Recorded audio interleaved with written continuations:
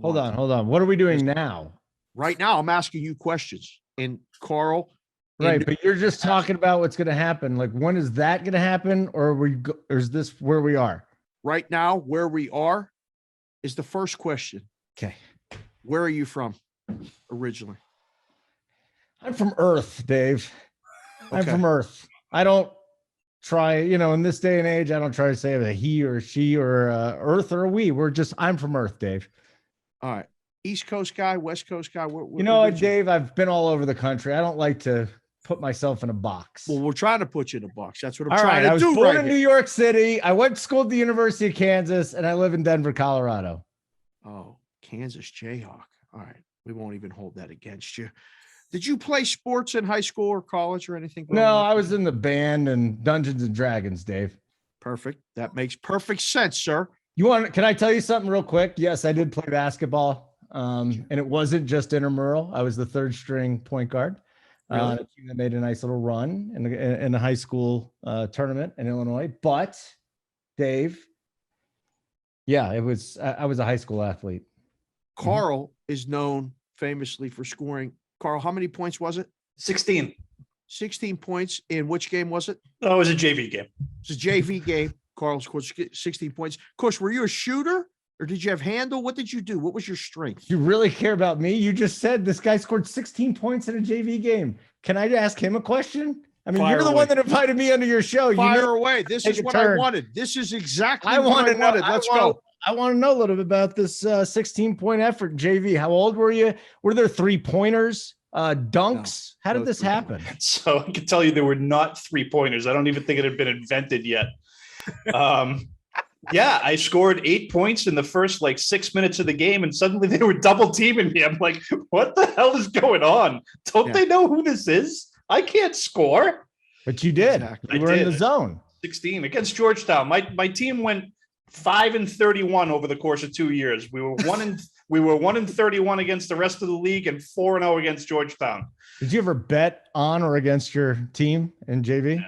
No. Back then. No action on JV basketball. Back then. Kush. Yes.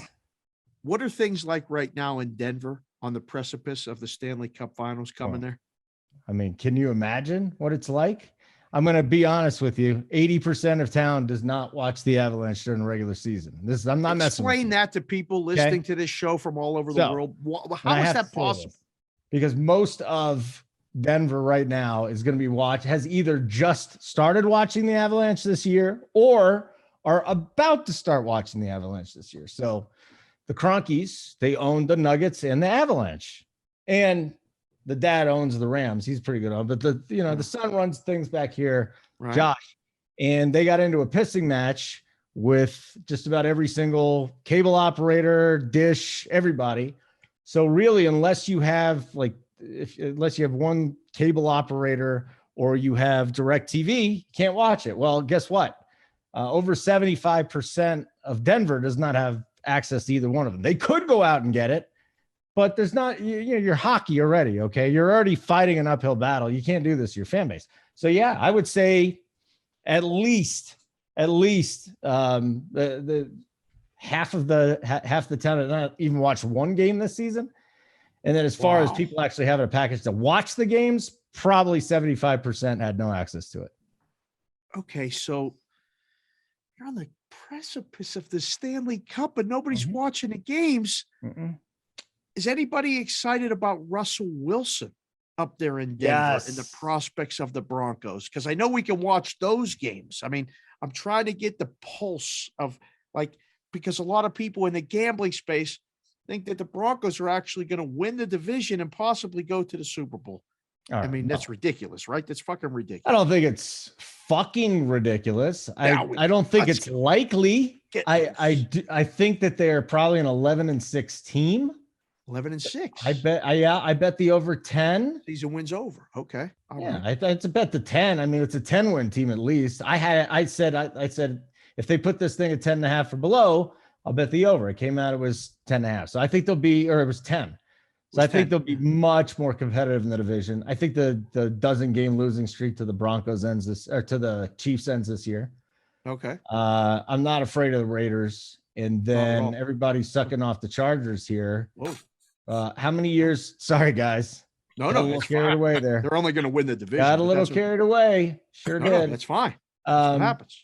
You know, I love Brandon Staley. I love the fact that he's changing things, that he's completely unconventional. Yeah. But you can't always go by the numbers, man. And until he proves to me that he learned that there are situations where you can actually say, okay, in this instance, let's just go away from the numbers and go with logic and reason. You want to use logic and reason very often in coaching. You want to use numbers most of the time, but sometimes I'm not even kidding. Sometimes you don't want to use your brain too much, but sometimes you got to use common sense. Yes. What is the simplest path for me from getting to point A to point B? And it is not just continually looking at your book. So when he proves to me and the rest of the league and to himself that he can adjust in that manner, I'm still not buying on the Chargers as much as I love Justin Herbert. So who's winning that division right now? Who's winning? Are the Broncos winning the division in your opinion? I still think the Chiefs will. You still think the Chiefs will? Okay. Yeah. I mean, Tyreek Hill is a wide receiver. He was really, really important wide receiver, but he's in Miami now. Yeah. How many games is he worth to that team? Was he worth a game? Maybe. If okay. That. So that's still pretty damn, that's probably a 12, 13 win team. All right. You see no regression though? 12 team. Yeah. Defensively, I still like to see them put together a full season as opposed to like 2 months at a time and then just disappear at 2 chunks of the season, playoffs and first half. Favorite the whole show going to go like this, by the way. It's like, an interrogation of you for at least another 5 to 10 minutes. That's I mean, they're just, it's almost uncomfortable. It's like you got 2 other guys sitting here. You're hogging all the questions. I got one more question and then I throw it to these guys. Stay patient for 1 second. My God, I'm trying. I didn't know this was going to be like this. It's just a question after question. It's overwhelming. The light right in your face, and he's like, "Hey, right? This is what we're doing." I mean, I got to keep you engaged here. Good cop, I'm engaged, cop. buddy. I'm engaged. Favorite sporting event you ever covered? Because I know you've been to games. You like to go to games. Favorite sporting event you ever covered or you ever attended in person? 2016 World Series. The only reason I took the job at see, here's what it was. I was doing radio and TV in DC. So I did middays there at CBS for 6 years, Sirius XM. So then I quit my jobs with the TV. It was a horrible idea too, because the job only lasted 2 years, but I knew there was this chance. I knew if I took this job at a place called TuneIn, they're like a world. All right. That's all I could. I can't even describe them. Yeah. So my friend runs TuneIn, like he's the president over there, and he says, "I'm launching this baseball channel, and all I want you to do is sit in front of the TV and put your headset on and talk to all these former ball players, and you'll just talk about the games, and you'll go game to game and game and game." And I said, "That's fine. The only thing you got to promise me is that we'll broadcast from the field at Wrigley if the Cubs go to the World Series." It was absolutely no problem. So, and I actually could have gone to the games in Cleveland too, but we had just had a little baby. So I was like, she was nothing. She was maybe like 9 months old and I missed the shit out of her. So I went to the games at Wrigley, but I got a chance to broadcast on the field live before every single game, get down there, talk to the players afterwards. That to me, and I took the job because of that. And it probably killed my career for a good 2 years because I was just in no man's land, but it was worth it. It was absolutely worth it. And I got dirt from the field. I don't know how I'm ever going to get it authenticated. Maybe it doesn't matter, but I just took clumps of dirt. I was doing shows with my buddy, Ned Coletti. He was the general manager with the Dodgers for a long time. Right. Yeah. He's a Chicago guy. He grew up a Cubs fan. So it was just amazing being around him. And he brought his family and they're on Fox. And it was just an awesome experience, the whole thing. Cause I went to high school in Chicago. We did the Ferris Bueller day off thing. We'd take out of school at least 2 times a year, go down, catch Cubs game, come back, get in trouble, do our in-school suspension, big deal.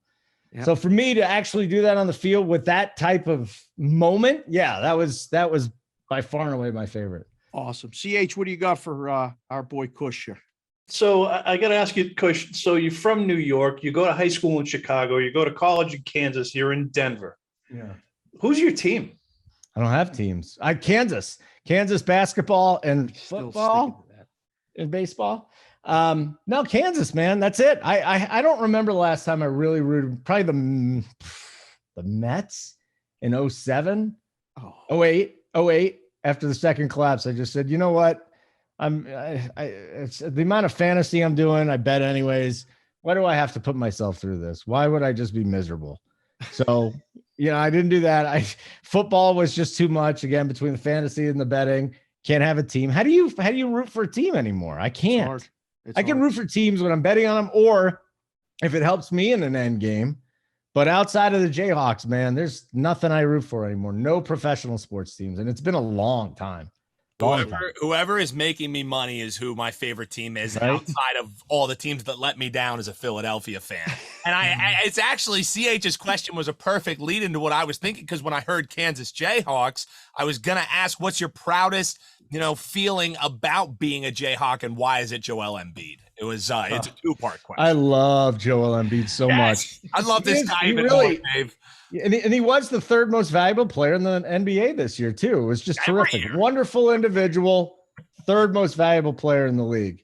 I would love to have Joel Embiid, although it was rumored. Did you guys see this new Adam Sandler movie yet, the Hustle movie? I didn't see it. I saw it yesterday, yeah. I was going to ask if that was going to be the movie review today. I was going to watch it tonight, and I wasn't going to have enough time. Have you watched it yet, Holden? I mean, why would I bring it up, man? So tell us about it, because every week we do a movie review. You throw a little chum in the water. It's dinner conversation. It's just a test. Got it. Just putting it out there. Tell us, was a movie good? That was great. It was Adam Sandler's best movie since Happy Gilmore. Wow, that's a big statement. That's a strong. I mean, is it like what Spanglish was that good? Did you like Uncut Gems? Did you like Uncut Gems? It was all right. That's what these guys did. I liked it. I liked it. Didn't do anything for me. Terrible. KG was awesome. Oh, of course. I mean, right. If KG wasn't in it, it wouldn't have been good. So, right? It definitely bolstered it. That's Newbie, you got a food question for him. I mean, if the dude, a little partaking beforehand. I mean, you have to, and you've been in some good food towns. So I hear that Denver is like a terrific, good pizza town, good wing town too, that I've heard. Is that true, or is that completely false? I mean, you're a New Yorker, so you're probably going to say their pizza's fucking ass. I wouldn't even say I'm a New Yorker. I just got so much in me now. It's just like Play-Doh inside of me. I would say that the food isn't great here. Play-Doh inside. And I think people that are from here would admit that the food wasn't great. Really? Here. Yeah, there's a lot of chains. Maybe if you live in the city, but I'm a little more out toward the country. Okay. And so like there's Chili's, Target. There's things like that within a 15-minute commute. Now, There's Bears. Do you ever throw down? Do you ever cook anything at all? If you don't got any good food in the area, mac and cheese. Yeah. I love to grill. I like grilling, inside or outside. Just delicious chicken. I'm landlocked, so I won't do fish as much here as I should. But boy, do I love fish. Yeah. Boy, do I love fish. It really is delicious. And I'll have some tuna. I'll throw that on there. A little jalapeno pico de gallo. Oh. God damn, I'm getting hungry. All right, we're going to get to that. We're going to get to that. Yeah. We'll worry about the food later. All right. So before we get to the scores, I got one more question for you. Yeah. I'm in Vegas, but I was going to ask you if you had a good Vegas story. But I think you might have a better story of what you did today can you explain to the listeners where you were today and what you were doing? Well, I think there might be some people interested. I mean, today I was in my house most of the day. Now I did end up going to a carnival with my girlfriend. Okay. That was not a joke. Humble brag. Yeah. Humble brag. Yeah. Humble brag for that. Just slid it in there. It was like 90 degrees outside. So, all right. So anyways, yes, I was at a carnival with my girlfriend. I just keep bringing this up, Dave. It's kind of sad. It's a sad story. I really don't have much to go from there. So I'll just say the Cannabis Cup is a kit with 24 different flower samples. Okay. So not edibles. These are not edibles. Okay. Flower samples. This is completely legal in the state of Colorado, as it is in many states. Oh, there is still a taboo. There are still people that would go tisk. Really? How dare you? How dare you show up on a show with friends on a Sunday night after a very stressful week and weekend? Ridiculous. Exactly. Partaking.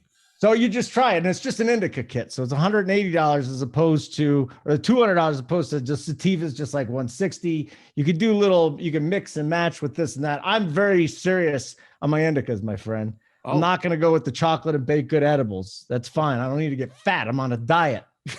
Okay. Gotta look good. You always look good. Thank you. I try, but I will say it was nice. And I try 2 a night. I don't want to get blitzed. I'm not a guy that's just going to go, That's it. A couple strains. We're good. Now, ultimately, should I do 1 strain at a time to be a little more, maybe? Yeah, just sober for when you're trying each strain. Yes, but I mean, I can't sit here Monday through Friday and just get lit. It's just it's not going to work. So it's a weekend thing. On. That's absolutely right. So you said, come on my show. I just know this is what's happening. We really appreciate you being here. Again, for the listeners, he's at Holden Radio. Do you want to hold that sign up again for the people that watch the show? Yes, graphics, man. The graphics department coming through huge. HOLDEN Radio. Holden Kushner, radio, TV, video host, content for Run Pure Sports and Run Pure Bets, and the host of the VSiN Denver City Cast. Thank you for watching this video. If you liked it, click on another video right here on the screen. And if you really liked it, consider subscribing below. Thanks for watching. We'll see you again soon.